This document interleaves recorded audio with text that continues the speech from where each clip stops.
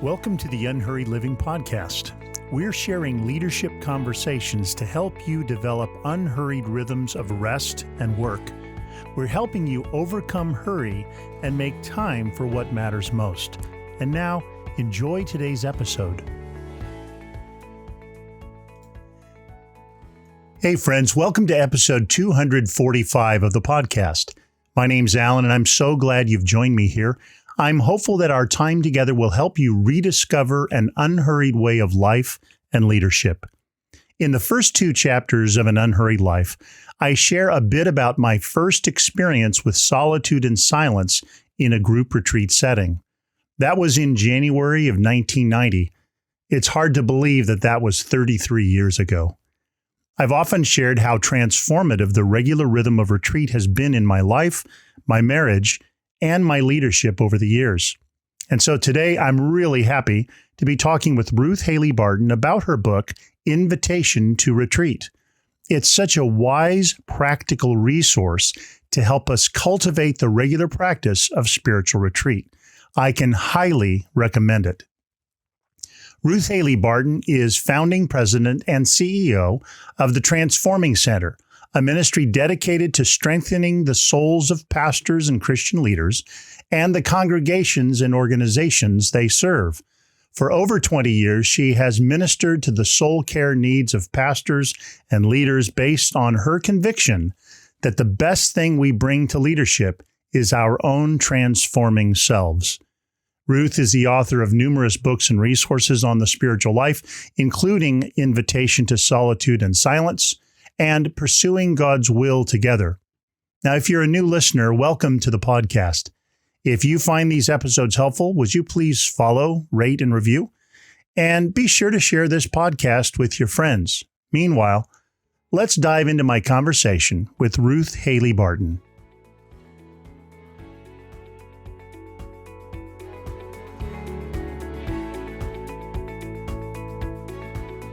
On today's Unhurried Living podcast, I'm pleased to have Ruth Haley Barton, author of Invitation to Retreat.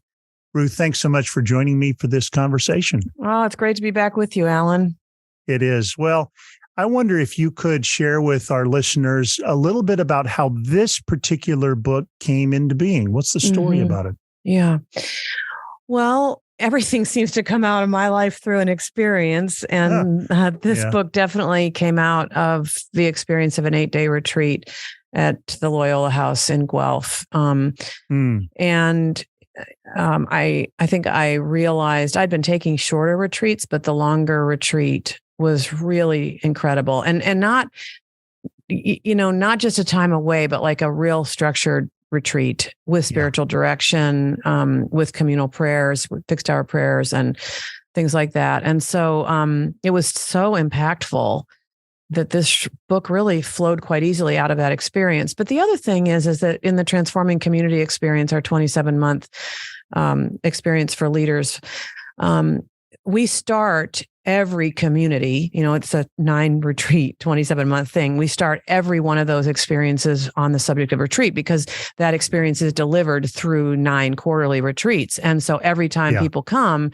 there's this invitation to retreat. And I wanted to define retreat very clearly.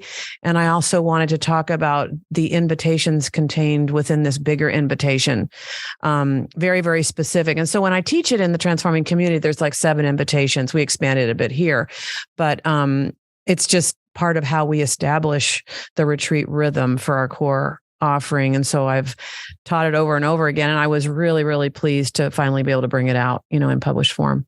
I'm glad that you did. I think those of us in church probably think of retreat and have all kinds of ideas. In business, we have some other ideas when we hear retreat. Yeah. Can you maybe talk about some of the ways we might understand retreat, and then maybe what you're hoping people will hear in terms of what this invitation really is? Yeah. Well, it is funny that the language of retreat has been compromised in our culture, so so in a business environment, it might be a strategic planning retreat, but you go away and you work harder than ever and they've got you for 10 hours of the day versus your normal 8. I mean, they've just got you. And so you're working really hard mentally and late nights and early mornings. And, that's what they call a retreat. Right. But, the church doesn't always do much better So we have the elder retreat, and the elders go away and work really, really hard and kill themselves and get exhausted, or there's the youth retreat, which is full of all sorts of activity and loud bands and skits and blah, blah, blah. And, women's retreats, men's retreat. I mean, they're just chock full of activity and words and noise and stimulation. So the church has also compromised the idea of retreat. And part of what I wanted to do in this book is to reclaim the language of retreat for formation, as a formational practice. So I think one of the most lovely definitions of retreat is that it's a generous investment in my relationship with God. Mm-hmm. And that's an Emily Griffin quote. Usually we're shoving God into the nooks and crannies of very busy lives, whereas retreat is giving God way more of ourselves and our attention. And we're actually generously giving ourselves to this friendship, to this relationship with God. And I really love that idea of retreat being a generous investment in my relationship with God. And that would be the big overarching definition. We know that there's, all sorts of biblical basis for this. Yeah. There's the wilderness place in the Old Testament. There is, as you mentioned in our prayer ahead of time, Jesus going away to the lonely place, Jesus inviting his disciples to come away with me and rest a while. And I think it is really important to reclaim the spiritual biblical idea about what retreat is. And that when we are coming away for a spiritual retreat, we're actually doing what Jesus invited his disciples to do in Mark 6, when he said, come away with me and rest a while. And he did it in the context of a very busy ministry life. It's a ministry context in Mark 3. The disciples have been out. They've been, exercising their new powers for the first time. They come back to Jesus wanting to report in on all that they've said and done. There's also this very grievous loss of John the Baptist and his beheading. All of that happens at the beginning of Mark 6, both the successes and the griefs, the highs and the lows of ministry are all there at the beginning of Mark 6. And it's at that precise point in verse 30 that Jesus says, come away with me and rest a while. I just think the context is so important to that verse, Oh, it is. Yeah, I think some may imagine, well, retreat, that's nice for you. You must have a very relaxed schedule where you have apparently hardly any responsibilities. Yeah. So you can afford to do such a thing. Now, me, I'm busy and important, and I can't possibly afford that. Right. How would you respond to the person who feels like, oh, no, I really, I can't afford the subtraction that a retreat would be to my work life or to my important productive life? Yeah. Well, if they are a Christian person, I would definitely take them to Mark 6 and I would say, look, here you got the disciples, the future leaders of the church, and they are being discipled by Jesus himself. They go out. There's incredible ministry success on their first ministry outing. Certainly, Jesus could have thought, well, we're doing such important things, healing so many people, casting out demons, preaching these compelling messages, all sorts of good things are happening. You'd think that maybe Jesus would say, well, let's just keep that going. But that is not what Jesus says. I think what Jesus says in Mark 6, verse 30 is, if you don't learn right now to establish sane rhythms of work and rest and retreat in your life, you're going to wear yourself out and burn yourself out with your passion. Your very passion for doing the God-ordained things that I've given you to do in and through the power of the Holy Spirit, even those things will wear yourself out if we don't establish this pattern right now. And to me, this is Jesus' leadership development course right here. Absolutely. He's saying, we're doing this now. We're not waiting. There's no amount of human need that could keep us. And then what's so interesting about that passage is that human need does encroach immediately. Yes. It's all there. The very same way it feels for us is all of a sudden there's crowds of people who need something. And Jesus does allow himself to be stirred with compassion. He performs one of his greatest miracles right there, the feeding of the 5,000 plus women and children. But before that miracle is even cleaned up, he says, okay, guys, I'm still undeterred. We're still doing that retreat thing. So you go on ahead. I'll stay back. I'll clean it up. I'll put it all back together, but I'll meet you. But we're still doing that thing that is of utmost importance. I just think Mark 6 is an amazing rationale and example of retreat in the midst of very busy, important callings. Yeah, I think that's so important. I agree completely. I wonder if you could reflect on maybe some of your earlier experiences of retreat. I wonder if that would help some of our listeners for whom this is a little unfamiliar. They're not as practiced in maybe this as a rhythm in their life. Yeah. Just so they could hear what that experience was like for you. Mm-hmm. Well, first of all, let me just say that I did not start with retreat. I started with my practice of solitude and silence. And I started, as many of you know, if you've read Invitation to Solitude and Silence, I started with 10 minutes. So I have very, very humble beginnings as it has to do with these sorts of things. And then, I was able to increase my capacity, or God increased my capacity for solitude. And it was a very natural thing then for me to get to a point where I was longing for more solitude and silence, longer period of time, because I was really experiencing what happens when you get quiet in your soul. And I was having encounters with God that were very impactful and meaningful. And there was a desire for more that was growing in my heart. And so it felt very organic to move from the practice of daily solitude and silence to extended times of retreat.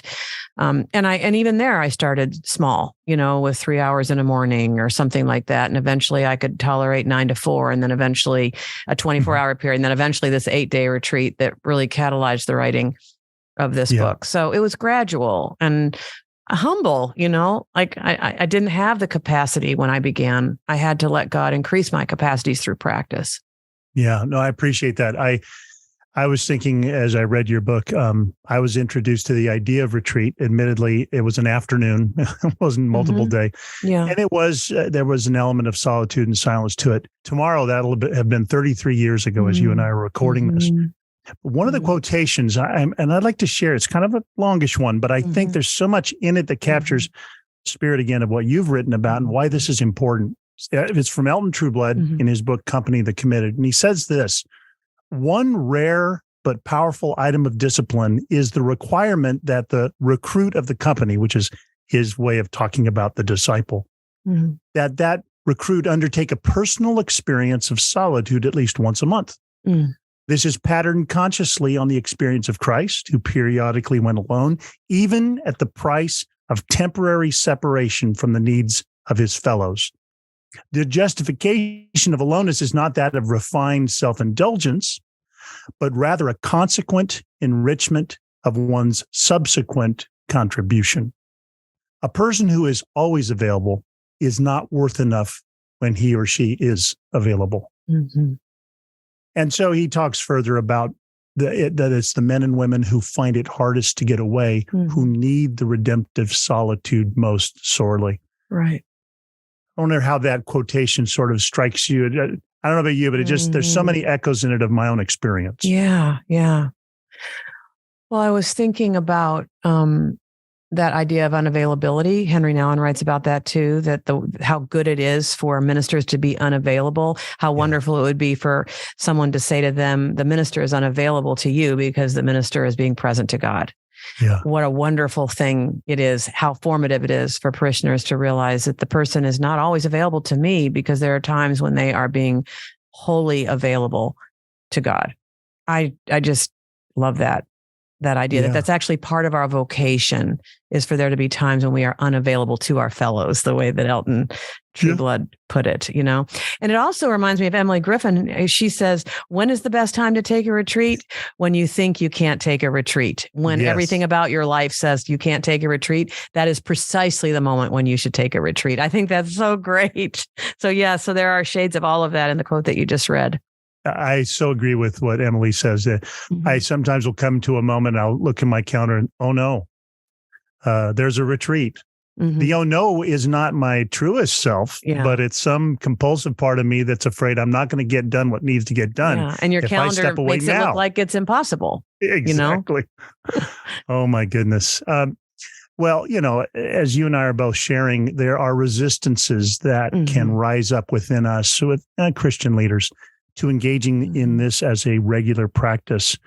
I wonder if you could speak to what, some of those resistances and maybe a vision of how retreat might be an invitation to what I think we most deeply long for as leaders, to be cooperative friends of Jesus, to be involved in what God's doing in the world. Yeah.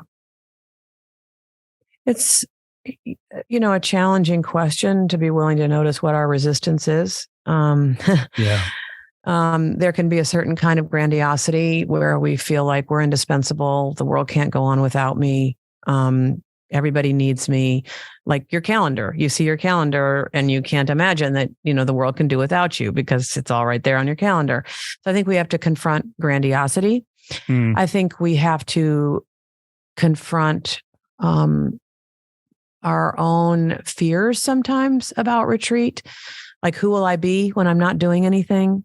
Yes. When I take myself out of the action, when my voice is not a part of what's happening, who will I be? And I think there's many people who are really, really, really uncomfortable, leader types in particular, who are very uncomfortable when they are not doing the thing that they feel gives them their identity.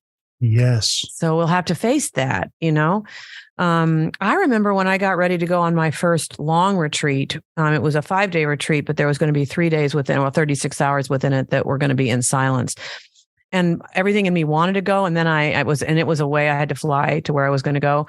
And I remember sitting at the airport, bags are packed, checked, can't get out of this thing, and realized how afraid I was about that 36 hours of silence that was going to be in the middle of this retreat. And I was afraid of so many things, all the way down to boredom. Am I going to be bored? Am I going to like the people that I'm with? Am I going to like the food? I mean, it was just crazy. And then, of course, the deeper fears, like, God, are you going to show up for me? Like, I'm going to all this trouble to go on a retreat. Are you going to be there? Are you going to show up for me? That was one fear. But then there was another fear. What if God does show up and has some things to say to me that I might not really want to hear, that I've been avoiding hearing? I mean, the fears ranged from everything from whether or not I would like the food to an existential question of whether or not God would be there for me. I mean, it's the whole thing. And then I think too, sometimes we might think, do I deserve it? Like, you think other people in the world don't get this. I'm going to have to, maybe my spouse is going to have to be home covering for me. My staff is going to have to cover for me. Can I really inconvenience people? Do I deserve this? Which is really subtle, because then we're saying, well, is time with God important at that level? Absolutely. I think you've sort of hinted at this in your comments on Mark 6, but I've found myself suggesting to leaders that, if we really are disciples, apprentices to Jesus, and if Jesus often withdraws to lonely places, as Luke, reports in his gospel, might we not be invited to follow him in that rhythm of life? Right. Exactly. Well, if Jesus, who was in communion with his Father, still also felt the need to withdraw in order to hear most clearly what he needed to hear. Wow. I mean, how do we think we can get along without that? How do we think we can keep the communion going and hear what we need to hear if Jesus felt like he needed to slip away? And the thing about Jesus' life is that whenever he was making significant decisions and discernments in his life, he expanded his time in solitude to praying all night, or to withdrawing to the Garden of Gethsemane and leaving even the 3 closest disciples behind. That the 40 days in the wilderness when he wrestled with the evil one about his calling. I mean, that's Jesus himself routinely using extended periods of time in solitude for discernment and for communion, with the Father. So I don't see how in the world we can let ourselves off the hook with that. No, to me, that's been the most compelling reason that this is a way to live. I mean, if I have a vision of ministry as something I do for Jesus, that's going to create a different dynamic in my life than if it's something I do with Jesus, the Jesus who practices this rhythm of retreat. Yeah. Amen. Well, you quote a line, I like this, from Andrew Sullivan, where he says that the greatest threat to faith today is probably not hedonism, and more likely it's distraction. I mean, I find that very important. I find it very timely. I wonder, what have you noticed in terms of the dynamics of distraction and the practice of retreat? How do those come to interplay? Yeah, that's a great question. Because I experience retreat as being precisely about eliminating distraction. Yeah. And I feel that retreat and its effectiveness, if you want to put it in those terms, its fruitfulness, if you will, that the impact of it deepens with the time. Like in the shorter periods of solitude and silence for 20 minutes or a half an hour, they're really good, and that's really meaningful, but it's limited by, God always makes the most of the time you're able to give him. And so God's very generous with us in that way. The 5 loaves and 2 fishes, he makes it enough. Of course. But on retreat, I really do notice that the longer I go, the deeper down I go. The longer I go without distraction, the deeper I go into my own soul, into the place where God's spirit witnesses with my spirit about things that are true. I hear more and more clearly as the time goes by. I'm more in touch with my authentic self. I get more and more rested as I go. There's so much in the practice of retreat that has to do with the function of time. Yes.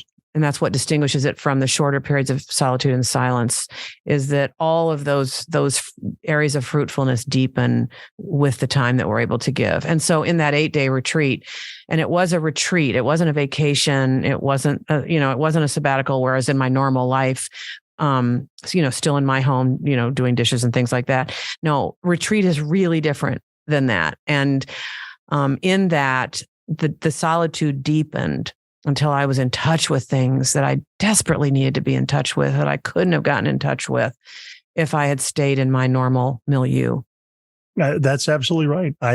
If I look back over my own experiences of more extended retreat, a couple of 8 days and some other times, I would say probably every point of significant healing was at least planted. Yes. There. I think some of the most critical insights for my own spiritual journey and leadership have started in places like that. Mm-hmm. So one of the things I want to say to leaders is, retreats aren't meant to be utilitarian, but they're remarkably fruitful as a rhythm in our work. That's right. Yeah. I like the fact that you mentioned healing, because I think that was probably the deepest part of the retreat. For me, was the chance to really get in touch with some places that needed healing, and then to have the time for that to happen with prayer, but also with the help of a really good spiritual director. And, this book is dedicated to the person who was my spiritual director on that retreat, because the spiritual direction was so important. And I actually included in this book an original poem that starts out with the quoting of this line by Stanley Kunitz, how will my heart be reconciled to its feast of losses? And the poem is in response to the idea of loss and some of the things that I was being present to on that retreat. And I think that may be also part of what we're trying to avoid by not going on retreat, is that we know that there are some pockets of pain and places of healing, and many would rather avoid that than do the work or allow God to come to us and be with us. Maybe we don't even believe that God would come to us in any kind of way that would help. And we're just scared of being alone and without distraction in the face of our grief and our loss, Oh, yeah. Well, this last weekend, I led a very brief retreat, little taste of retreat. It was at an Ignatian retreat center, and these were mostly pretty busy businessmen and women, and they got 1 hour alone. And I could tell, even just on the front end of it, the nervousness of some of these people, they know what to do when they're in a boardroom. They know what to do when they're in front of a big group. 1 hour alone and quiet in the presence of God. That seemed to me intimidating as I watched. You could feel the nervousness. Yeah. And yet, as you're describing, some of your own fears, I can identify with those too. What I hear you saying is that those fears weren't realized much over time now in the practice. In fact, the opposite of some of those fears have in fact been the outcome. Yeah. It feels like you're going into a time of emptiness when you're approaching retreat time, and that feels scary. But the truth is you're approaching a time of fullness, but a different kind of fullness that you experience in that setting that it's not the same anywhere else except in this extended practice of retreat. Absolutely. Well, you talked about, or we have the fruit of healing as one of the gifts that can come in retreat. We've talked about some other ways that God meets us, but one of the things you have a whole chapter on why we're so tired, the sources of our exhaustion. And I don't know about you, but man, I just am running into a lot of very weary leaders these days. I don't know if I've ever seen more tired leaders than I'm seeing now. What are some of the reasons we're tired? Yeah. Well, for one thing, I do think we're still recovering from COVID and all that was for leaders. And I think I don't think you're imagining it, that there's a level of exhaustion right now among leaders that is unprecedented. It's different than what we've experienced before. I think that is true. And we need to say it. We need to say that is true. And many leaders, they went through the stresses of COVID. And then the minute, we could come out of COVID, they're doing all their strategic thinking and planning, and without even having any time for recovery or without any time for healing of the losses and the divisions and everything that took place, the stress of it all, we're just galloping on to the strategic plan to help put our churches back together and get people back in the pew. And I don't think we have really fully grappled with that, with the level of exhaustion that exists among leaders beyond the norm. Beyond the kind that accumulates in all sorts of normal, natural ways for leaders over time. So there is that, and I think we need to name that. And one of the best things some leaders could do is try to find a way to get an extended retreat or some sabbatical time or some sort of a leave of absence of some sort to really regroup after COVID. But I do in the book take some time to list some of the other sources, and there are many. One of the sources that I would name here is the accumulation over time of the exhaustion that comes from not living within limits, from pushing past limits, from not having sacred rhythms in our lives. I think there's also a cumulative kind of exhaustion that comes when we are carrying around unresolved emotion, toxic emotions that we haven't had a way to bring fully out and to have them get dealt with. So we just carry them, and they are draining us of our energy day in and day out, but it's just our reality. So we just keep walking around with these really heavy weights. Toxic relationships. I think many pastors have a relationship or two that are kind of toxic, and they don't know what to do. Am I allowed to do anything? Am I allowed to put some boundaries between me and this toxic person? Or do I just have to keep being present to this person who's so toxic, or within a staff environment or something that we don't know what we're allowed to do? We don't know how to cope with toxic relationships that we might be in the midst of. Unresolved griefs that we just haven't grieved. And COVID, come on. Oh my goodness. There were so many losses, people who died. I know pastors who did 12 to 15 funerals during that time, and of friends and people that they knew that were their parishioners, people that left the church over the divisions that came to be on the surface, and people that just left without even saying anything. The critique of the pastor, where no matter what the pastor did, people critique, you couldn't win. It was a no-win situation. I just think pastors are walking around with unprocessed grief. And that is a source, of our exhaustion. I could go on, but I think that's probably enough. But what it goes to say is there's a reason so many of us feel as tired as we do. And pretending we're not won't help us. And not addressing it won't help us. And it strikes me, your quotation from Mark 6, the thing Jesus in part is inviting us to come away for is to find rest. That's right. That more than once he's talked about that he wants us to find rest for our souls.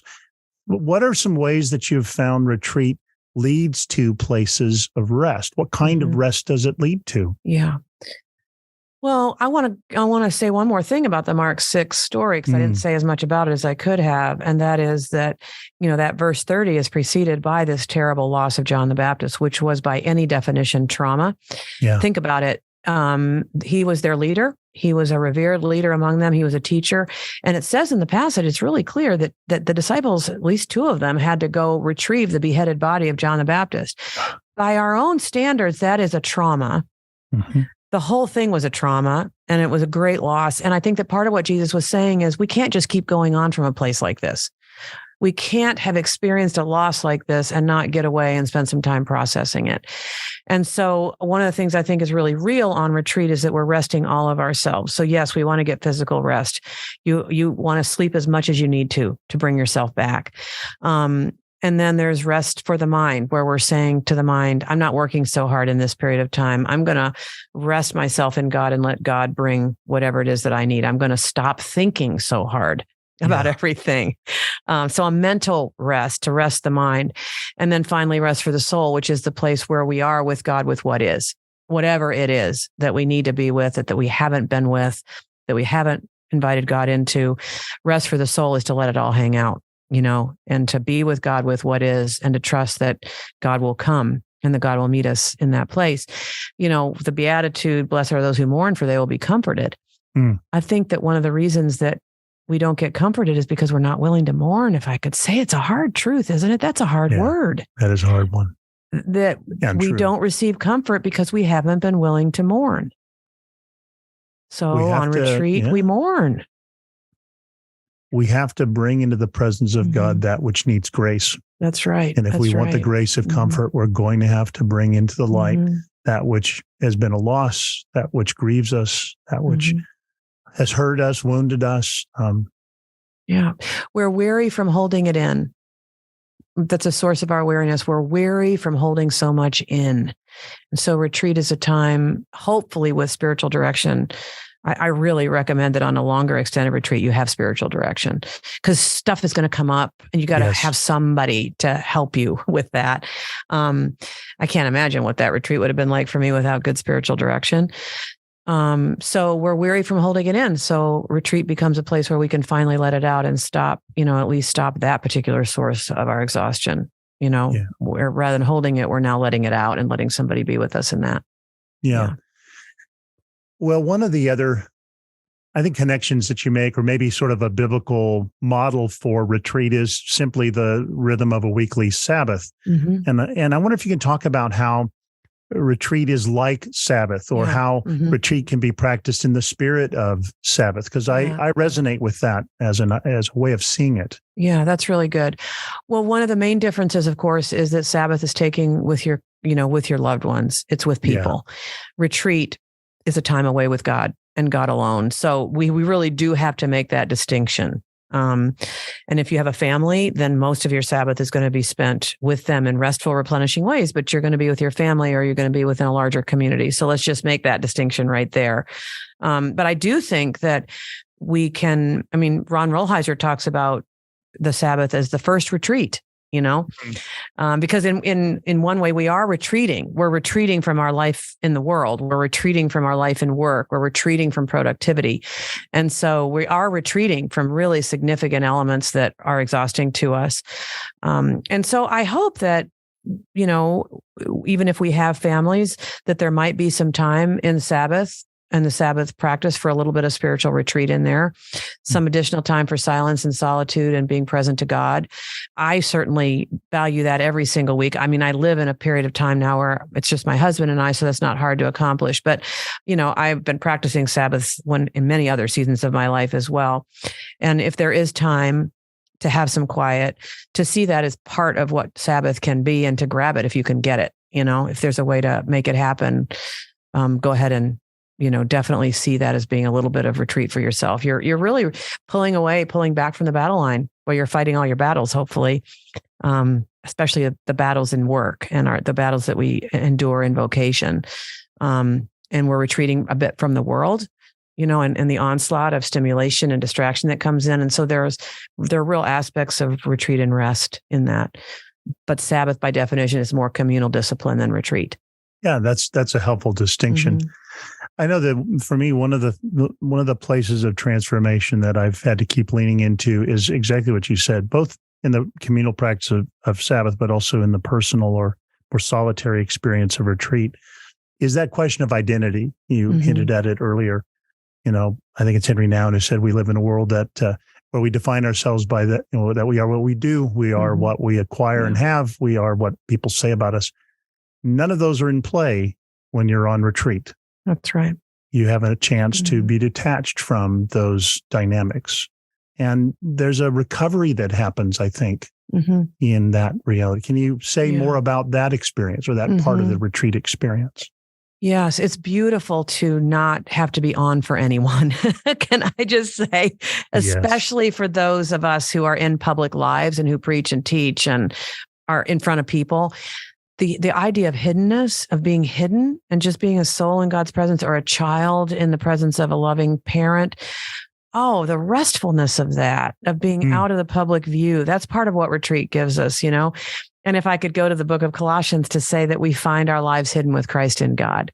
Yes. And to me, that's the most beautiful part. We realize, my life, myself, my authentic self is the self that is hidden with Christ in God, and it's real and it's here. And I'm walking around, with God in my most authentic self, my life hidden with Christ in God. It's a way of coming in touch, restoring this sense that my life, my real life, capital L, is hidden with Christ in God.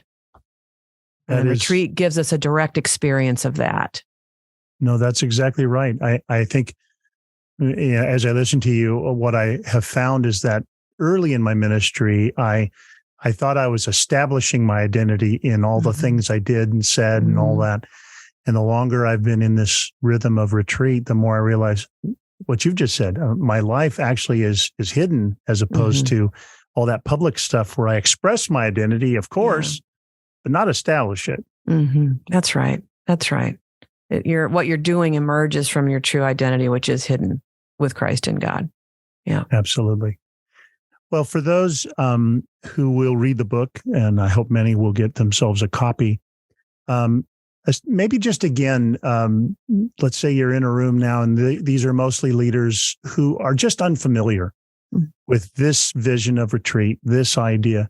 If you were to just give some introductory invitational counsel to them, how do I start? What should I do first?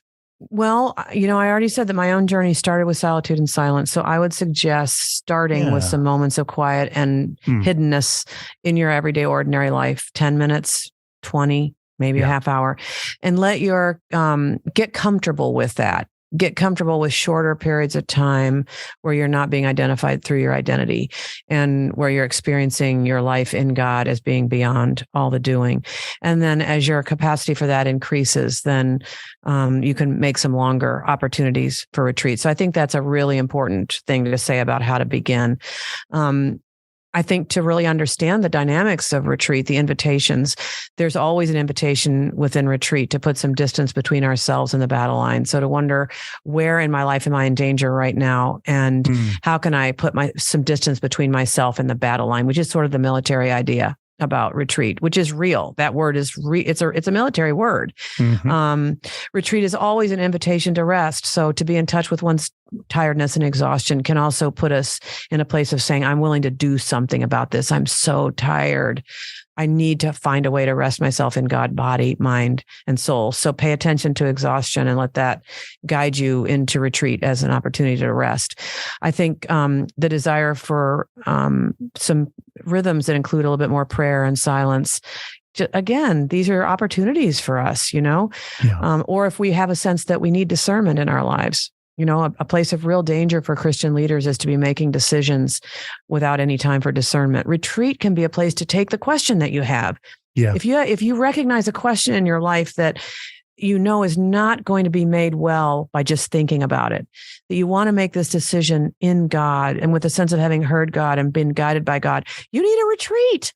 Yeah. You need to take that question into the silent places of the heart and create some silence around yourself that's extended so that you can hear the question, hold the question in God's presence, and hear God speak back. So I think these are all things. One other thing I might mention is the whole idea of recalibration.